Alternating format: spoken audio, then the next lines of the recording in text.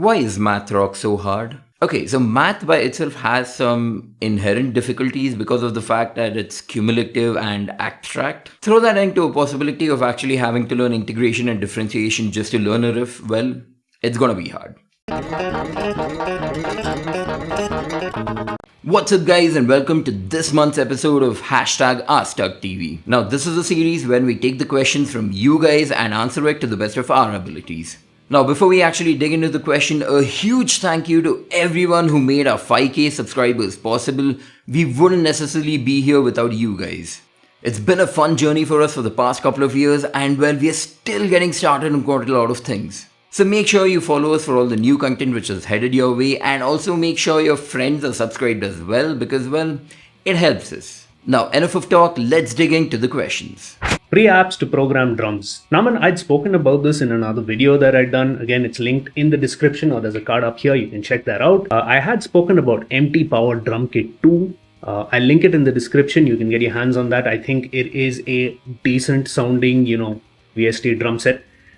Easy to use and it's free. So, if you haven't used it, you can check it out. If you want to look at what it looks like, check this video out, which I put in the description. How to figure out solos and rhythm patterns by ear. So Sean, coming to your answer, well, there is going to be quite a lot of working and learning involved for this. Now, before we go into the details of actually breaking down the song, it needs quite a lot of practice. It needs a lot of time wherein you're actually customizing your ear to all the tunings and well, the frequencies of your guitar. And also quite a lot of hard work and understanding a bit of theory. I know a lot of metalheads would hate me for saying this, but well, theory helps guys. You need to learn it. Now, the process which I follow would broadly kind of categorize this into 3 steps. Tuning, scale, experimentation, also known as doodling. Now the first thing that you need to understand is which tuning the guitar is actually in. Now coming to the tuning of the guitar, you need to first figure out what tuning the guitar is in. This is going to be a bit more easier because well, certain bands are known for playing in certain tunings. You can just Google that and figure it out. If in case you feel this is not the tuning that the band is using, well, try to figure out which is the lowest note which is there in that particular song. Usually the open string chugs will kind of give you of which tuning it's actually in. Now once you get that, you kind of need to understand which scale the group is actually playing in.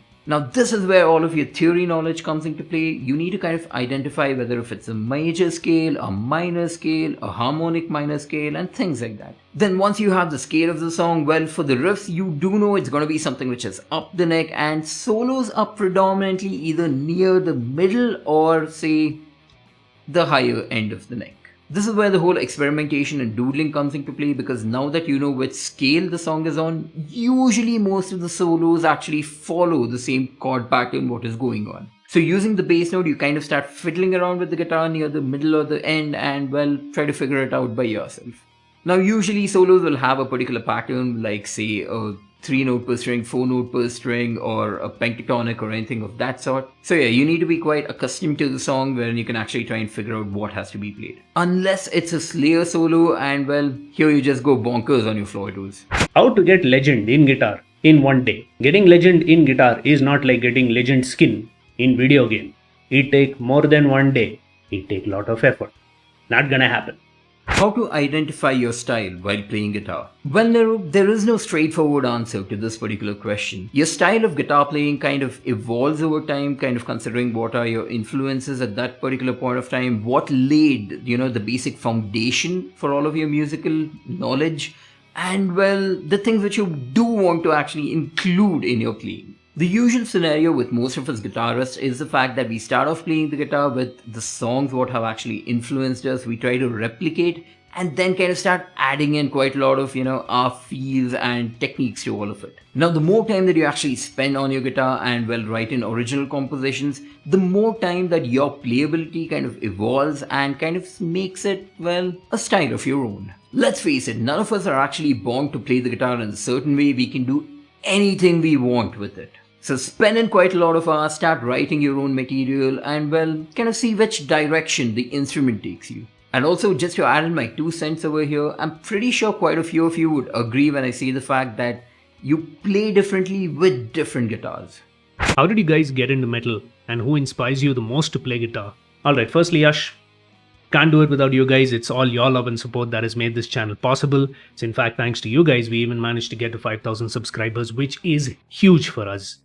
And yeah, I guess coming down to how I got into metal, here's the thing. My dad was already into rock, and there was this time, I've spoken about this in the past, he once accidentally dubbed my nursery rhymes cassette with some Pink Floyd.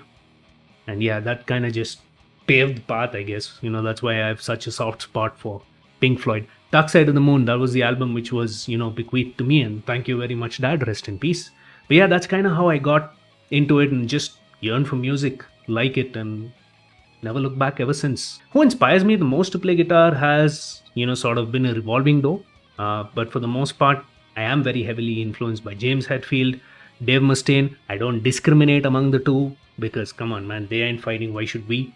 And yeah, there's a bunch of other guitarists, really. I take a lot of, influence from rock. Gary Moore is one guy who, does circles around me. I think he's an amazing guitarist as well. So yeah, those are just a few names that I can think of that always inspire me to play guitar. It's not just the old guys, there's plenty of the new guys also that I look at. I can't think of any names that come to mind, but I believe in constantly evolving the style, with the time. There's no like, oh, this is the only way to go, and stuff like that. So Jeff Loomis, Steve Vai, I have a very, very wide palette when it comes to musical taste. So yeah, bunch of them. Who inspires you to pick up and play the guitar? Let me know in the comments below. Thanks for the love and support, Yash. And for me personally, when I was growing up, it was kind of a slow process of getting into metal. Initially started off listening to your generic pop, which is quite available on the market, and kind of came across a few friends who were like kind of suggesting, okay, if you prefer listening to this, why don't you try this out? Slowly started getting heavier and heavier and heavier till the point where like I started getting into new metal right before I started getting into like the proper old school metal. But yeah, it was a journey which kind of led me deeper and deeper into the rabbit hole, and yeah, here I am. Coming to the people who actually inspired me in the beginning to pick up the guitar, it was mainly Dave Mustaine and all three guitarists of Iron Maiden. Like whenever I used to see videos of these guys playing, there was this, wow factor to it, and yeah, it kind of drew me in. Where to get band merchandise in good quality? Coming to band merchandises in India, well, it is a bit difficult because there are not too many platforms or providers who can actually get it for you. A couple of my personal favorites are Metal Masala and Rock and Roll Originals. Now, Metal Masala is this online store where you can pretty much get CDs, vinyls, cassettes, shirts, pins, patches, etc. And Rock and Roll Originals is more of a purely t-shirt based one. With all of these things said, also keep an eye out on your major platforms like Amazon and Flipkart, because there are quite honestly a couple of times when you find the most random of things. I personally got this Iron Maiden Peace of Mind, well, a couple of years ago from Flipkart, and it was an absolute steal when you think about how much it was priced at. Minimum time for practice per day. Suraj, I don't think there is a minimum or a maximum, but yeah, I'd say realistically and logically, if you can get at least 10 to 15 minutes a day, I know it's really, really less if you think about it, but at least 10 to 15 minutes a day so you can do like scales and mods. Yeah, that should be enough for you to at least stay in touch with your instrument and not sort of. How to balance playing video games and practicing guitar. So this is something which happens quite often. Whenever we're playing video games, and especially if it's like co-op games that you're playing with your friends, you tend to keep extending yourself because, well, it's fun. All you need to do is making sure that you have a bit of time which is allocated to the guitar. Another fun way to actually balance it out would be to keep a track of how many times you either died or crashed in your games, and start adding 5 minutes to your guitar routine for every time you did so. Or taking into consideration the worst possible case, you can get yourself a really slow PC, and then since the loading time is going to be so bad, might as well play the guitar at that point. All Valorant crowd only, right? Yeah, I also play Valorant. This is who I play as, so in case you find me there, send me a request. If I'm online, sometime we'll play. But yeah, answering your question, there's no perfect way of saying, do this and that's how you balance it. It's different for different people. But just remember, if you're sucking at any one of them, you probably aren't giving enough attention, and you're giving too much attention to the other. Simplest thing that I do is I try to keep a time schedule where I know there is a particular time in the day when I will practice guitar and nothing else. Remember, you don't have to do an awful lot. It's not like, you have to sit 6 hours and play. Do the basics. There should be some amount of time, as little as like 25 minutes to half an hour in a day that you can dedicate. I mean, if you can't dedicate an hour to yourself in the day, come on, man, seriously, for real. So make sure you can give just that much time. You can do just like basic scales and modes, or once in a while you can pick up a song play along to it. That's something that will help, and do the same with your video games as well. I mean, it's pretty much a whole life thing. You have to build schedules and stick to them as you move on, because at some point, like us, you're going to have a job, and then you're going to be juggling work life, personal life, me time, gaming. So yeah, find a balance like that. Will I get accepted into Harvard? I don't know, bro. I'm in fact still waiting for my letter. Oh wait, that was Hogwarts. That was a long time ago. Why do people consider scalloped fretboards better from normal ones? Okay, quite honestly, I don't actually say that scalloped fretboards are either better or worse than the normal ones. It's just a matter of preference and the playing style which you actually incorporate. I'm not really sure how much it's going to come on camera, but then I have scalloped frets from the 12th to the 24th on this particular guitar. And from where I stand, the major advantages what a scalloped fretboard is actually going to give you is the factor that if you have, say, medium frets on your fretboard, this helps reduce the kind of contact and tension what your fingers might create if it touches the fretboard while you're playing. Another thing is the fact that since you're actually pivoted between 2 points and a valley, it takes lesser pressure when you actually need to play on it. Keeping all of this in mind, there is also a difficulty which comes into play here, because you actually need to think about what is the optimal pressure which you need to apply on these frets. If you end up applying more pressure, well, you bend the strings a bit more and your note goes sharper. So coming back to the question, because of these advantages, a few people might actually consider it to be better, but then it kind of comes down to the whole fact that it's more suited for their playability. What's the best thing to do to start my singer-songwriter journey based in Delhi? I guess there is no best thing or worst thing that you can do, but here's a couple of things that you can keep in mind. If you want to start singing and songwriting, obviously, of course, we assume that you've already written material, but if you haven't, go ahead and start. There shouldn't be anything in the world that should be stopping you from doing that. Probably talk to a bunch of people, collaborate, see if you can, put together a group and put your music out there. Consider doing demos, consider collaborations is a great way to get heard. So there's plenty of amazing bands out there you can talk to and try and get yourself heard. Probably might have to start with covers so that people know who you are, and then slowly work your way in with original composition. Keep in mind that no matter what you do, there's going to be people who love your work and there's going to be people who might not.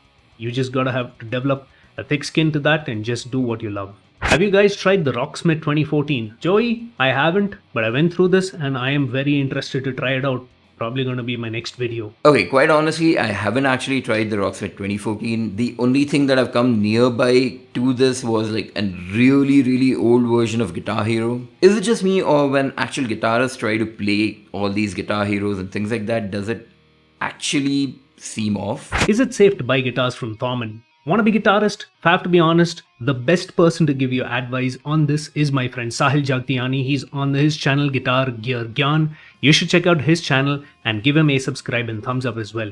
He's in fact done a couple of videos and he's ordered a bunch of stuff from Thomann. So of what we have seen based on his experience is, number one, it's a bit of a mixed bag because he's had some material which came to him well, and then there were a bunch of guitars which in fact came damaged. The good thing though is he did manage to get some bit of replacements and refunds, but I'd recommend going through his channel and going through his videos. I'm going to link a couple of them in the description. Opinion on Tim Henson and Ichika Nito. Do you think they are the new guitar gods or heroes of our generation? Okay, before I actually give out my answer, let me just tell that music is something which is pretty subjective. Now coming to the music that these guys actually play, whenever I hear their songs, well, they do sound technically sound, they sound impressive in that sense, but well, I never actually had a connection with any of these guys. Now I know half the world is gonna go on their keyboard going as, how in the world could you not enjoy this? But well, I haven't enjoyed it. Now coming to the whole aspect of these guys being like, say, the new guitar heroes and things like that, I'm really happy that these guys are actually inspiring quite a lot of new musicians to pick up the instrument. But there are quite a lot of impressive and really technical players on the metal scene as well. Now another factor to consider about why these guys have reached the success that these guys have, it comes down to the factor that quite a lot of people are impressed by the percussive playing what these guys actually do. And also, to be quite honest, these are pretty unique players. Now to sum it up, I would say that these guys are pretty impressive musicians, but then well, it's kind of a hit or a miss for a lot of people. So that was it for this month's episode of #AskTUGGtv. If you guys have any questions for us, make sure you hit us up on any of our social media platforms. These can be questions related to music, gear, life, philosophy if you want to as well. So this is TUGGtv signing off, and as always, stay safe and stay metal.